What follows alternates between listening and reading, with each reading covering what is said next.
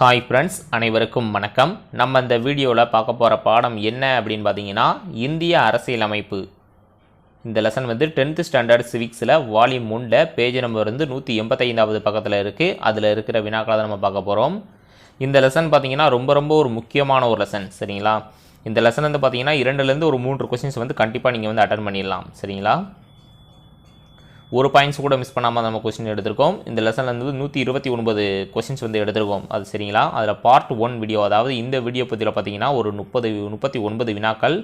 இதற்கு அடுத்தடுத்த வீடியோ பகுதியில் மீதி இருக்கிற வினாக்கள் பார்க்க போகிறோம். ஸோ வீடியோக்குள்ளே போகலாமாங்க. மறக்காம நம்ம சேனலுக்கு சப்ஸ்கிரைப் பண்ணிக்கோங்க. சரிங்களா? ஃபர்ஸ்ட் கொஸ்டின் பாருங்கள்.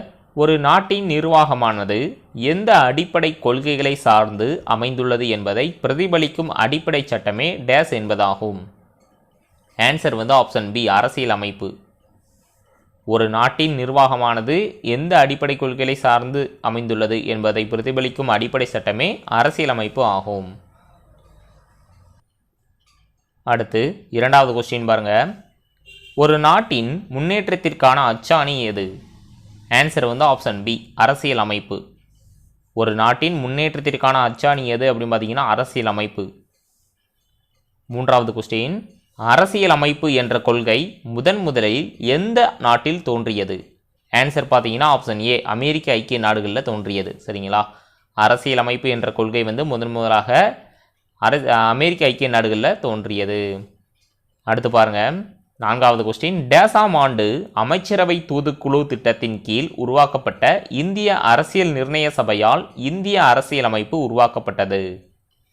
Answer option D, 1946.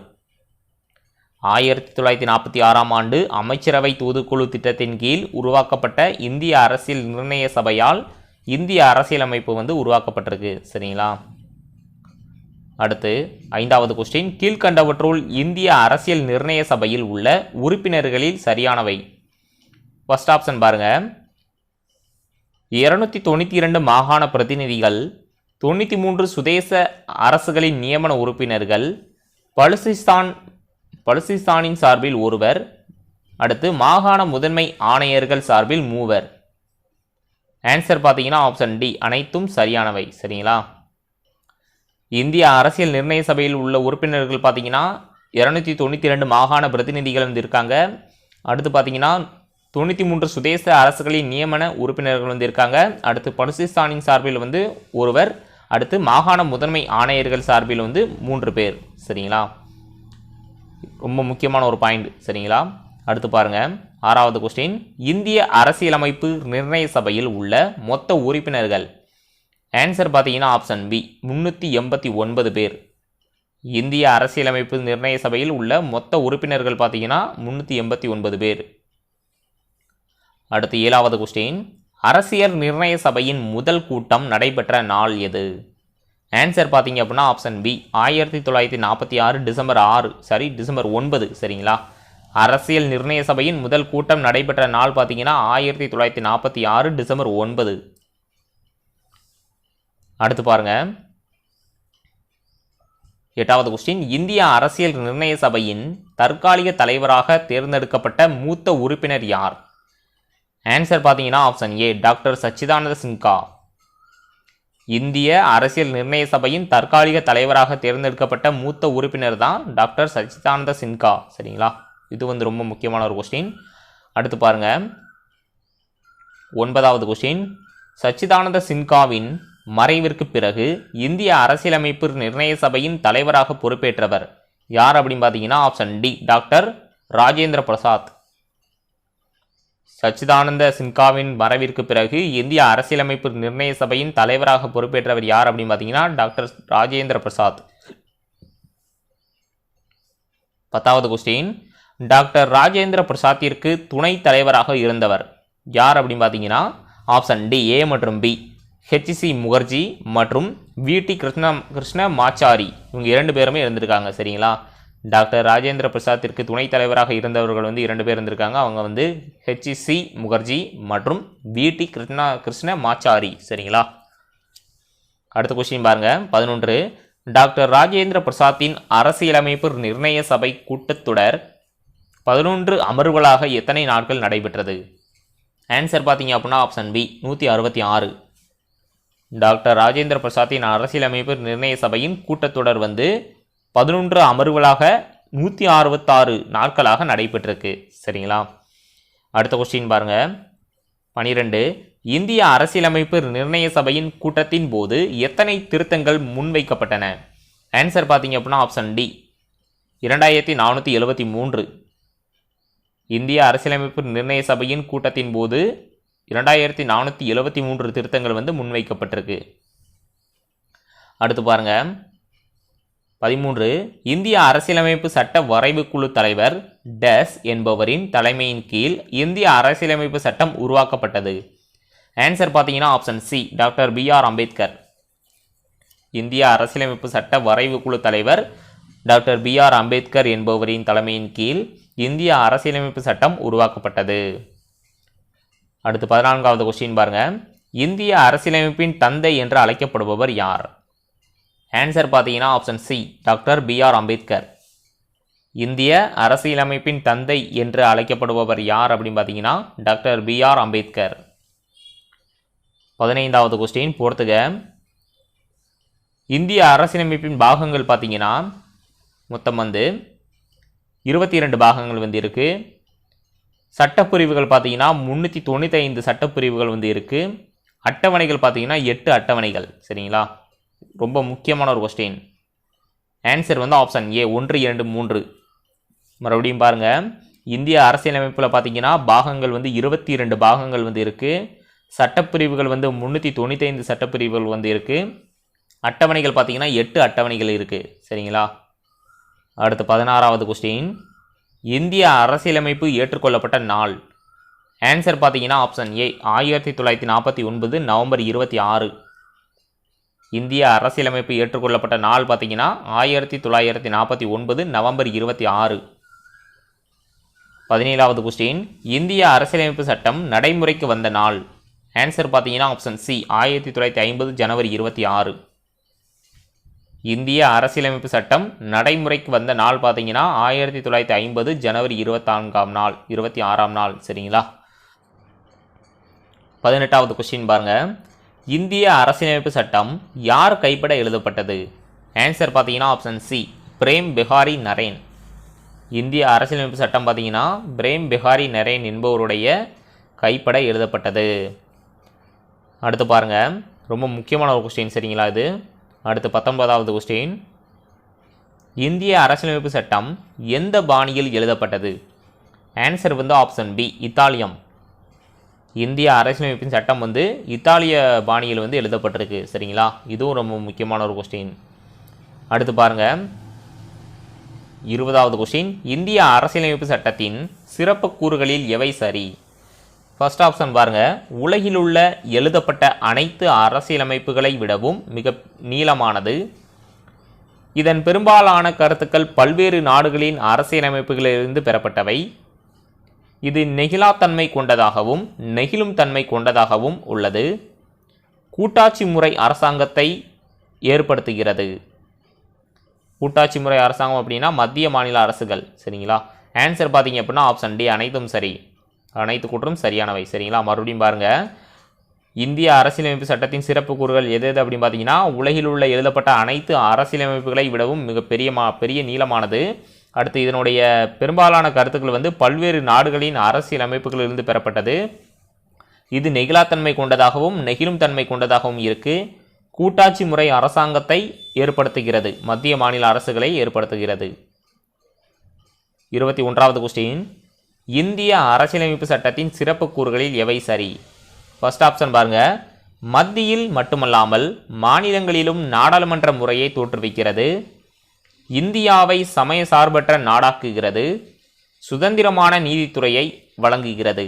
ஆன்சர் பார்த்தீங்கன்னா ஆப்ஷன் டி அனைத்து கூற்றும் சரியானவை. சரிங்களா? மறுபடியும் பாருங்க. மத்தியில் மட்டுமல்லாமல் மாநிலங்களிலும் நாடாளுமன்ற முறையை தோற்றுவிக்கிறது. இந்தியாவை சமய சார்பற்ற நாடாக்குகிறது. சுதந்திரமான நீதித்துறையை வழங்குகிறது. 22வது கொஸ்டின். இந்திய அரசியலமைப்பு சட்டத்தின் சிறப்பு கூறுகளில் எவை சரி? இதுவும் அதே கொஸ்டின் தான். ஃபர்ஸ்ட் ஆப்ஷன் பாருங்க. உலகளாவிய வயது வந்தோர் வாக்குரிமையை அறிமுகப்படுத்தியதோடு 18 வயது நிரம்பிய குடிமக்கள் அனைவருக்கும் எந்தவித பாகுபாடுமின்றி வாக்குரிமையை வழங்குகிறது. ஒற்றை குடியுரிமையை வழங்குகிறது. சிறுபான்மையினர் பட்டியல் இனத்தவர் பழங்குடியினர் ஆகியோருக்கு சிறப்பு விதிகள் மூலம் சலுகைகள் வழங்க வகை செய்கிறது. ஆன்சர் பார்த்தீங்க அப்படின்னா ஆப்ஷன் டி அனைத்து கூற்றும் சரியானவை. சரிங்களா, மறுபடியும் பாருங்க. ஃபர்ஸ்ட் ஆப்ஷன் பாருங்க, உலகளாவிய வயது வந்தோர் வாக்குரிமையை அறிமுகப்படுத்தியதோடு 10 வயது நிரம்பிய குடிமக்கள் அனைவருக்கும் எந்தவித பாகுபாடுமின்றி வாக்குரிமையை வழங்குகிறது. ஒற்றை குடியுரிமையை வழங்குகிறது. சிறுபான்மையினர் பட்டியல் இனத்தவர் பழங்குடியினர் ஆகியோருக்கு சிறப்பு விதிகள் மூலம் சலுகைகள் வழங்க வகை செய்கிறது. 23 அரசியலமைப்பிற்கு அறிமுகம் அல்லது முன்னுரை என்பதை குறிப்பது எது அப்படின்னு பார்த்தீங்கன்னா ஆப்ஷன் பி முகவுரை. அரசியலமைப்பிற்கு அறிமுகம் அல்லது முன்னுரை என்பதை குறிப்பது முகவுரை. 24வது கொஸ்டின், அரசியலமைப்பின் அடிப்படை கொள்கைகள் நோக்கங்கள் மற்றும் லட்சியங்களை உள்ளடக்கியவை. ஆன்சர் பார்த்தீங்கன்னா ஆப்ஷன் பி முகவுரை. அரசியலமைப்பின் அடிப்படை கொள்கைகள் நோக்கங்கள் மற்றும் லட்சியங்களை உள்ளடக்கியது முகவுரை. 25வது கொஸ்டின், அரசியலமைப்பின் சுருக்கம் அல்லது சாராம்சத்தை கொண்டவை. ஆன்சர் பார்த்தீங்கன்னா ஆப்ஷன் பி முகவுரை. அரசியலமைப்பின் சுருக்கம் அல்லது சாராம்சத்தை கொண்டவை முகவுரை. 26வது கொஸ்டின், அரசியலமைப்பின் திறவுகோல் என்று பெரும் மதிப்புடன் குறிப்பிடப்படுவது எது அப்படின்னு பார்த்தீங்கன்னா ஆப்ஷன் பி முகவுரை. அரசியலமைப்பின் திறவுகோல் என்று பெரும் மதிப்புடன் குறிப்பிடுவது முகவுரை. 27 1947ஆம் ஆண்டு ஜனவரி 2ஆம் நாள் இந்திய அரசியல் நிர்ணய சபையால் ஏற்றுக்கொள்ளப்பட்ட டேஸ் என்பவரால் குறிக்கோள் தீர்மானத்தின் அடிப்படையில் இந்திய அரசியலமைப்பின் முகவுரை அமைந்துள்ளது. ஆன்சர் பார்த்தீங்க அப்படின்னா ஆப்ஷன் ஏ ஜவஹர்லால் நேரு. 1947ஆம் ஆண்டு ஜனவரி 2ஆம் நாள் இந்திய அரசியல் நிர்ணய சபையால் ஏற்றுக்கொள்ளப்பட்ட ஜவஹர்லால் நேரு என்பவரால் குறிக்கோள் தீர்மானத்தின் அடிப்படையில் இந்திய அரசியலமைப்பின் முகவுரை அமைந்துள்ளது. 28வது கொஸ்டின், இந்திய அரசியலமைப்பின் முகவுரை 1976ஆம் ஆண்டு எத்தனையாவது அரசியலமைப்பு சட்ட திருத்தத்தின்படி திருத்தப்பட்டது? ஆன்சர் பார்த்தீங்க அப்படின்னா ஆப்ஷன் பி 42வது சட்ட திருத்தம். இந்திய அரசியலமைப்பின் முகவுரை பார்த்தீங்கன்னா 1976ஆம் ஆண்டு 42வது சட்ட திருத்தத்தின்படி திருத்தப்பட்டிருக்கு. சரிங்களா, ரொம்ப முக்கியமான ஒரு சட்ட திருத்தம். சரிங்களா, அடுத்து பாருங்க. 29வது கொஸ்டின், இந்திய அரசியலமைப்பின் முகவுரையில் 1976ஆம் ஆண்டு 42வது சட்ட திருத்தத்தின்படி சேர்க்கப்பட்டவை. ஆன்சர் பார்த்தீங்கன்னா ஆப்ஷன் டி அனைத்தும் சரி. சமதர்மம், சமய சார்பின்மை மற்றும் ஒருமைப்பாடு. இந்திய அரசியலமைப்பின் முகவுரையில் 1976ஆம் ஆண்டு 42வது சட்ட திருத்தத்தின்படி சேர்க்கப்பட்டது எது அப்படின்னு பார்த்தீங்கன்னா சமதர்மம், சமய சார்பின்மை மற்றும் ஒருமைப்பாடு. அடுத்து பாருங்க. 30வது கொஸ்டின், கூற்று 1 பாருங்க. இந்திய மக்களாகிய நாம் என்ற சொற்களுடன் இந்திய அரசியலமைப்பு முகவரை தொடங்குகிறது. கூற்று 2 பாருங்க. இந்தியா ஒரு இறையாண்மை மிக்க சமதர்ம சமய சார்பற்ற ஜனநாயக குடியரசு என அரசியலமைப்பின் முகவுரை கூறுகிறது. ஆன்சர் பார்த்தீங்கன்னா ஆப்ஷன் பி கூற்று 2ம் சரியானவை. சரிங்களா, ரொம்ப முக்கியமான ஒரு கொஸ்டின் கேட்கலாம். சரிங்களா, மறுபடியும் பாருங்க. கூற்று 1 பாருங்க. இந்திய மக்களாகிய நாம் என்ற சொற்களுடன் இந்திய அரசியலமைப்பு முகவுரை தொடங்குகிறது. இந்தியா ஒரு இறையாண்மை மிக்க சமதர்ம சமய சார்பற்ற ஜனநாயக குடியரசு என அரசியலமைப்பின் முகவுரை கூறுகிறது. 31வது கொஸ்டின், டேசாம் ஆண்டு பிரெஞ்சு புரட்சியின் போது சுதந்திரம், சமத்துவம், சகோதரத்துவம் ஆகியன முக்கிய முழக்கங்களாயின. ஆன்சர் பார்த்தீங்க அப்படின்னா ஆப்ஷன் சி 1789. 1789ஆம் ஆண்டு பிரெஞ்சு புரட்சியின் போது சுதந்திரம், சமத்துவம், சகோதரத்துவம் ஆகியன முக்கிய முழக்கங்களாயிருக்கு. சரிங்களா, 32வது கொஸ்டின், இது பார்த்தீங்கன்னா இந்திய அரசியலமைப்பின் முகவுரையில் இவற்றிற்கு முக்கியத்துவம் தரப்பட்டுள்ளது. சுதந்திரம், சமத்துவம், சகோதரத்துவம் பார்த்தீங்கன்னா இந்த மூன்றும் இந்திய அரசியலமைப்பின் முகவுரையில் முக்கியத்துவம் தரப்பட்டிருக்கு. சரிங்களா, அடுத்த கொஸ்டின் பாருங்க. 32, சிட்டிசன் எனும் சொல் சிவிஸ் எனும் டேஸ் சொல்லிலிருந்து பெறப்பட்டது. ஆன்சர் பார்த்தீங்கன்னா ஆப்ஷன் பி லத்தீன். சிட்டிசன் எனும் சொல் பார்த்தீங்கன்னா சிவிஸ் என்ற லத்தீன் சொல்லிலிருந்து பெறப்பட்டிருக்கு. அடுத்து 33வது கொஸ்டின் பாருங்க, சிவிஸ் என்பதன் பொருள். ஆன்சர் பார்த்தீங்க அப்படின்னா சிவிஸ் என்பது வந்து நகர அரசில் வசிப்பவர். சரிங்களா, சிவிஸ் என்பதன் பொருள் பார்த்தீங்கன்னா நகர அரசில் வசிப்பவர். அடுத்து 34வது கொஸ்டின், கூற்று 1 பாருங்க, இந்திய அரசியலமைப்பு இந்தியா முழுவதும் ஒரே மாதிரியான ஒற்றை குடியுரிமையை வழங்குகிறது. இந்திய அரசியலமைப்பின் பாகம் 2 சட்டப்பிரிவுகள் 5 to 11 வரை குடியுரிமையை பற்றி விளக்குகின்றன. ஆன்சர் பார்த்தீங்கன்னா ஆப்ஷன் பி, கூற்று 2ம் சரியானவை. மறுபடியும் கூற்று 1 பாருங்க, இந்திய அரசியலமைப்பு இந்தியா முழுவதும் ஒரே மாதிரியான ஒற்றை குடியுரிமையை வழங்குகிறது. இந்திய அரசியலமைப்பின் பாகம் 2 சட்டப்பிரிவுகள் 5 to 11 வரை குடியுரிமையை பற்றி விளக்குகின்றது. ஆன்சர் பார்த்தீங்கன்னா ஆப்ஷன் பி, கூற்று 2ம் சரியானவை. சரிங்களா, ரொம்ப முக்கியமான ஒரு கொஸ்டின். இந்திய அரசியலமைப்பின் பாகம் வந்து 2 வந்து சட்டப்பிரிவுகள் 5 to 11 வரை வந்து குடியுரிமையை பற்றி விளக்குது. சரிங்களா, இதுதான் முக்கியமான பாயிண்ட். அடுத்து பாருங்க 35, டேஸில் இயற்றப்பட்ட குடியுரிமை சட்டம் குடியுரிமை பெறுதல் மற்றும் குடியுரிமை இழத்தல் ஆகியன பற்றி விளக்குகிறது. ஆன்சர் பார்த்தீங்கன்னா ஆப்ஷன் பி, 1955. 1955ஆம் ஆண்டு இயற்றப்பட்ட குடியுரிமை சட்டம் குடியுரிமை பெறுதல் மற்றும் குடியுரிமை இழத்தல் ஆகியன பற்றி விளக்குகிறது.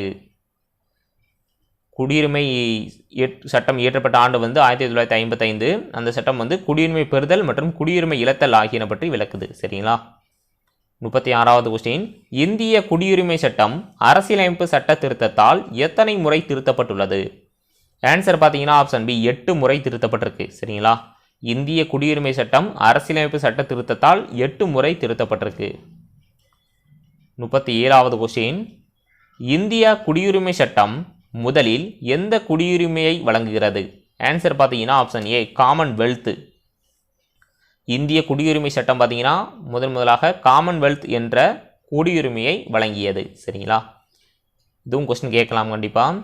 அடுத்து பாருங்க 38வது கொஸ்டின், காமன்வெல்த் என்ற உரிமை எந்த ஆண்டு அரசியலமைப்பு சட்ட திருத்தத்தின்படி நீக்கப்பட்டது? ஆன்சர் பார்த்தீங்கன்னா ஆப்ஷன் டி, 2003ஆம் ஆண்டு. காமன்வெல்த் என்ற உரிமை வந்து 2003ஆம் ஆண்டு அரசியலமைப்பு சட்ட திருத்தத்தின்படி நீக்கப்பட்டிருக்கு. சரிங்களா, அடுத்து 39வது கொஸ்டின், குடியுரிமை சட்டம் எந்த வழிகளை பரிந்துரை செய்கிறது? ஆன்சர் வந்து ஆப்ஷன் டி, அனைத்தும் சரி. பிறப்பு, வம்சாவளி, பதிவு செய்தல், இயல்புரிமை மற்றும் பிரதேச இணைவு. குடியுரிமை சட்டம் 1955 பார்த்தீங்கன்னா பிறப்பு, வம்சாவளி, பதிவு செய்தல், இயல்புரிமை மற்றும் பிரதேச இணைவு ஆகிய வழிகளை பரிந்துரை செய்கிறது. இந்த வீடியோ பார்த்தீங்கன்னா இதோட முடியுது. 39 முக்கியமான வினாக்கள்லாம் பார்த்துருக்கோம். மீதி இருக்கிற வினாக்களை வந்து அடுத்தடுத்த வீடியோ பதிவில் பார்க்கலாம். ஸோ தொடர்ந்து ஃபாலோ பண்ணிட்டு வாங்க. சரிங்களா, தேங்க்யூ.